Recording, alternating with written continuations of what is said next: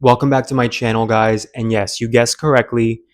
I'm wearing Brady blue and even a kind of 70s-ish groovy stylistic shirt in honor of this video's subject, the Brady Bunch. Now, I don't know if it's just me. Please do let me know in the comments because I know how algorithms work on social media. Of course, you engage with one video, you comment, you share it, you watch it from start to finish, and suddenly your whole feed is inundated with related content. So it might just be me. Please let me know in the comments if it's just me.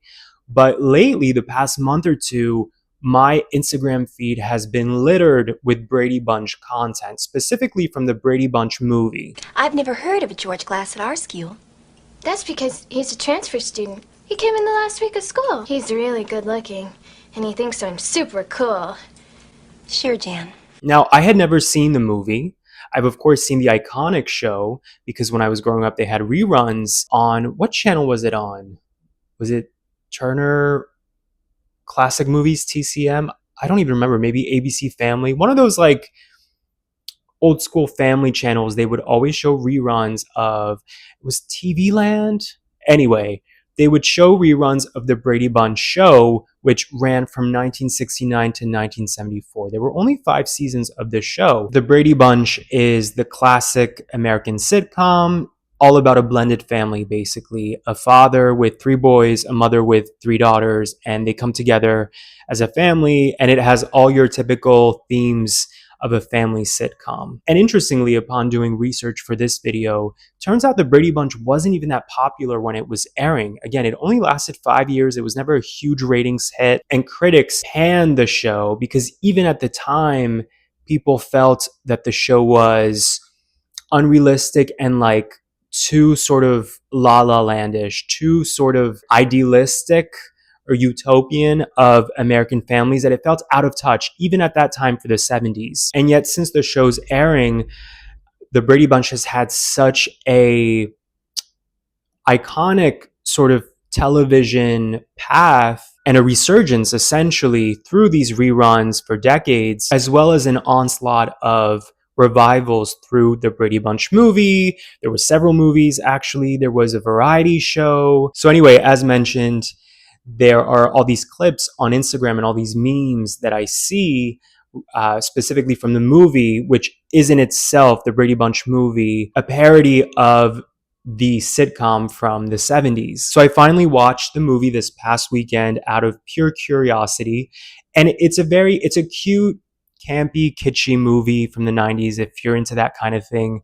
Like I said, it's a parody. So it's irreverent and it's cheeky and it's kind of mocking the original show, but in a playful way. You can tell it was made by people who really grew up on the show and loved watching it, but they're poking fun at it. They're poking fun at the iconic scenes and episodes and themes, and sort of pointing out how like silly and absurd a lot of the concepts were. It's also a cute, clever movie. It's a witty movie in that the general plot of the movie is the Brady family is still experiencing all the same kinds of, sitcom episodic themes, like all the same family family trials and tribulations, but in a 90s world. So the rest of the environment is a 90s backdrop.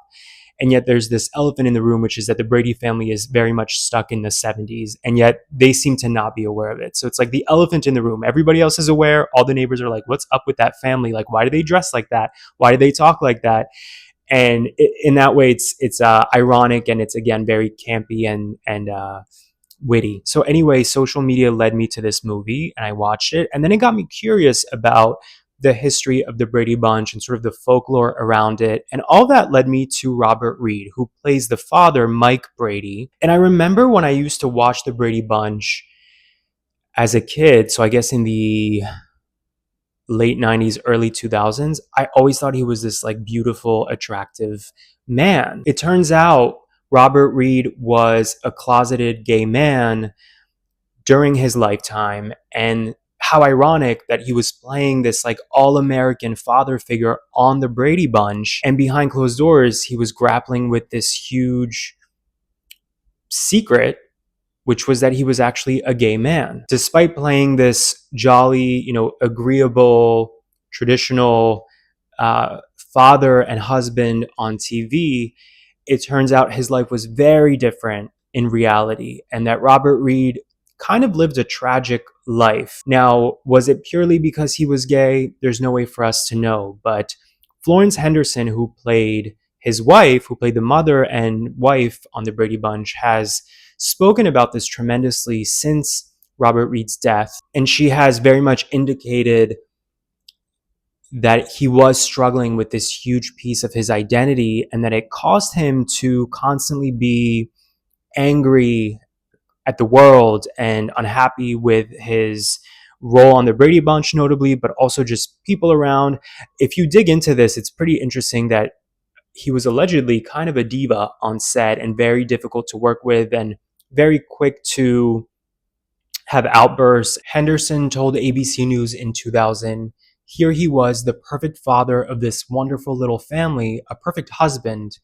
Off camera, he was an unhappy person. I think had Bob, meaning Robert, not been forced to live this double life, I think it would have dissipated a lot of that anger and frustration. I never asked him. I never challenged him. I had a lot of compassion for him because I knew how he was suffering with keeping this secret. Barry Williams, who played Robert Reed's on-camera son on The Brady Bunch, told ABC News, Robert didn't want to go there.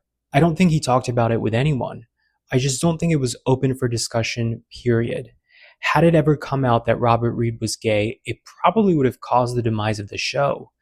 I think it would have hurt his career tremendously. In doing research for this video, I couldn't help but think about The Velvet Rage, the classic book by a gay man for gay men, which basically, if you're not familiar with the book, it's a book that essentially claims that many, many gay men struggle with the velvet rage, meaning this rage that they have that comes from a frustration and a bitterness and a resentment for being gay.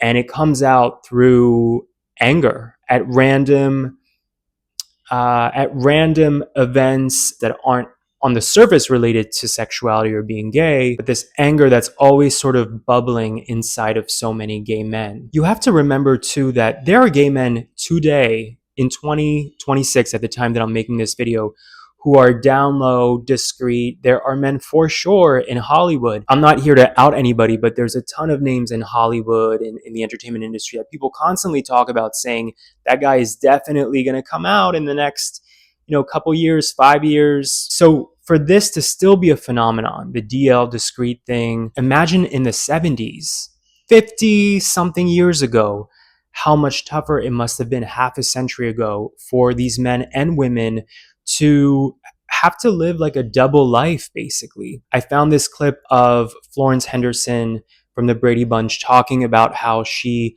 instantly discovered that Robert Reed was gay when they had to do a love scene. Ever since then, I guess they formed a very close friendship where she felt protective of him, knowing that he had to keep this on the down low to preserve his image, his career, and so on. Did you know he was gay at the time? You did, but no one else in America knew it. No one on the show did. I was the first one that realized it. We were doing a love scene for the pilot. Bob got very cranky and started, an argument. And all of a sudden, I went, Bob's gay.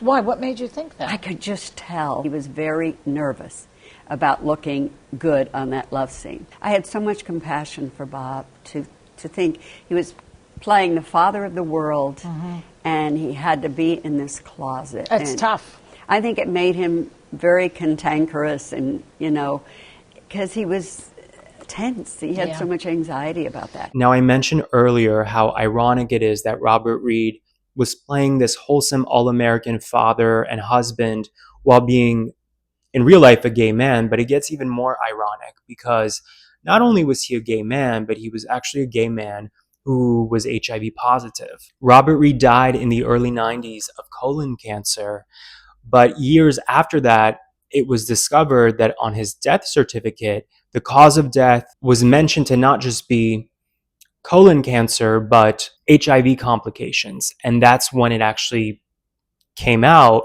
that he was an HIV positive man. I just think it's so interesting that, again, this man who played this very traditional male figure as a, America's father, sort of like a Bill Cosby type character on TV, was a totally different person in real life and was what so many people were terrified of at the time. It would seem that his HIV status never evolved into AIDS, by the way. So he did have colon cancer. He did die of colon cancer, versus dying of HIV or AIDS. But obviously, when you have uh, a disease or a disorder that affects your immune system, it exacerbates any other medical condition. So I guess it was put on his death certificate to indicate that the HIV status only worsened his battle with cancer. This was also the early 90s when he passed. So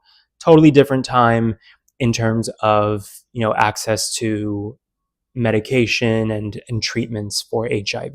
I'm always curious about how men like Robert Reed at that time were meeting other men. I'm assuming as a public figure, on this hit show playing a father figure, that he wasn't hanging out at local gay bars, but I don't know, like, how did men meet each other at the time? I'm always curious. This is obviously way before apps and all of that. I mean, hookup culture has always existed. Cruising culture has existed forever, I'm sure.